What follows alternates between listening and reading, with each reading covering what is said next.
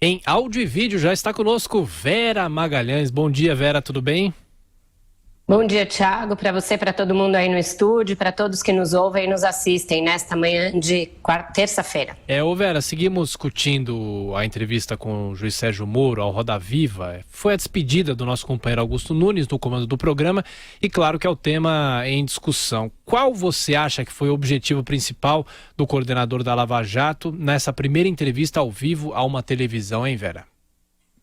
Thiago, ele começou dizendo que não estava ali para ser censor dos ministros do Supremo, mas o objetivo principal dele, além de pagar a promessa para o Augusto, a que ele se referiu, foi justamente colocar uma pressão sobre o Supremo Tribunal Federal.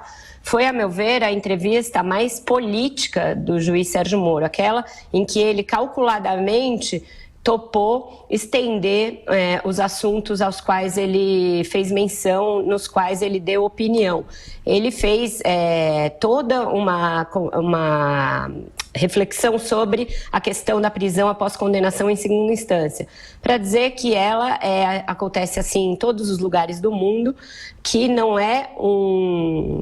fere o princípio da presunção de inocência e que existe uma diferença entre esse princípio e a impunidade, e que o Brasil pode estar dando passos, retrocedendo rumo à impunidade e a voltar algumas casas para trás em relação ao que a Lava Jato conquistou.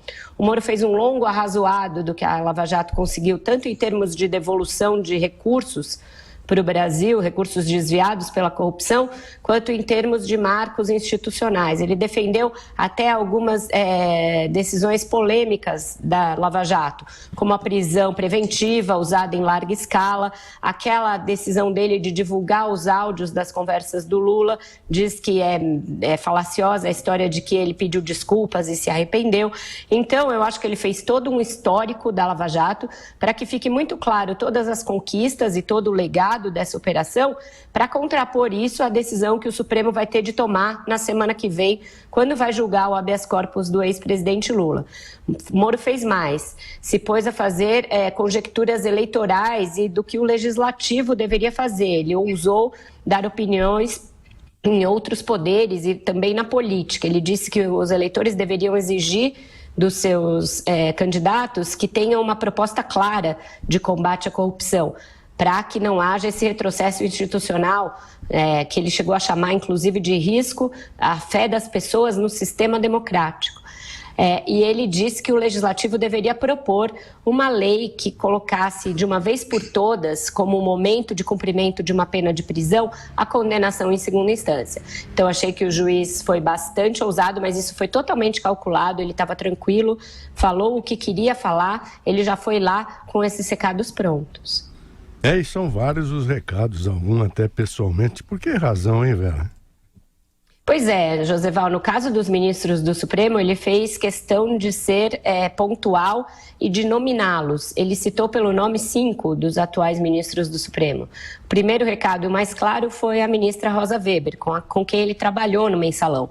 Moro foi juiz substituto, auxiliar da Rosa na elaboração dos votos dela. Ela então era recém-chegada ao Supremo, não tinha nenhuma experiência em questão penal e Moro foi designado para auxiliá-la. Foi ele que ajudou a ministra a formular os seus votos em questões como lavagem de dinheiro, organização criminosa, votos que foram até considerados paradigmáticos para algumas decisões que a Corte tomou no julgamento do Mensalão. Então, ele fez menção a esse período em que trabalharam juntos, não por acaso. O voto da ministra Rosa é considerado um dos mais importantes na sessão do dia 4, porque ela tem uma posição doutrinária contrária à prisão em segunda instância, mas tem votado na primeira turma favoravelmente à jurisprudência que está em vigor atualmente, que é essa que permite que o condenado, uma vez confirmada a sua condenação em segunda instância, seja automaticamente preso e passe a cumprir provisoriamente a pena, mesmo que os recursos especiais e os outros, as cortes superiores, ainda não tenham sido julgados. Então, ele fez esse recado à ministra Rosa, citou nominalmente o ministro Barroso, quando falou em combate à impunidade e risco de retrocesso, citou o decano da Corte, Celso de Mello, quando falou ali da convicção de alguns ministros quanto ao tema, e citou, aí não mais um vivo, mas citou o ministro Teori Zavascki várias vezes, tentando dizer que esse legado da Lava Jato é também um legado do ministro Teori, como a chamar os pares do ministro à consciência para que não ponham em xeque esse legado. Ô Vera, o juiz Sérgio Moro ficou um tanto desconcertado ao ser questionado sobre temas delicados para ele e para o judiciário. Como o juiz se saiu ao ser transformado de pedra em vidraça, Vera Magalhães? Ele se saiu com diferentes graus de sucesso, Thiago. Quando questionado sobre o Tacla Duran, esse que é um dos investigados da Lava Jato e que lá da Espanha manda torpedos na sua direção, o Moro se saiu bastante bem, não demonstrou nenhum nervosismo e acho que colocou as acusações do falastrão, do Tacla Duran, no lugar delas, né?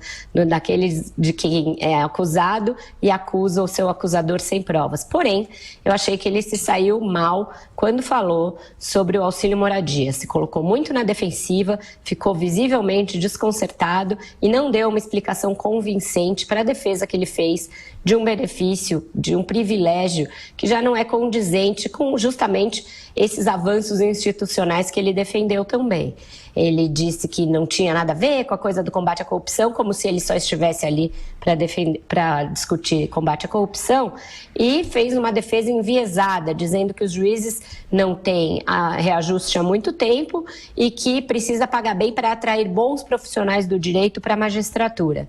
Ora, não é com um puxadinho como auxílio moradia que se vai fazer isso. E alguém que quer dar lições para todos os outros poderes, para os políticos, para o Supremo, de como se deve fazer avanços institucionais, poderia ali ter tido um momento de humildade, reconhecido que fez uma defesa incabível de algo que já passou, cujo tempo já passou, e dito que reviu sua posição e que o auxílio moradia realmente não é algo defensável, ainda mais para quem tem imóvel próprio, né? Fez até uma crítica à imprensa dizendo que essa parte dos reajustes a imprensa não noticia, né, Vera?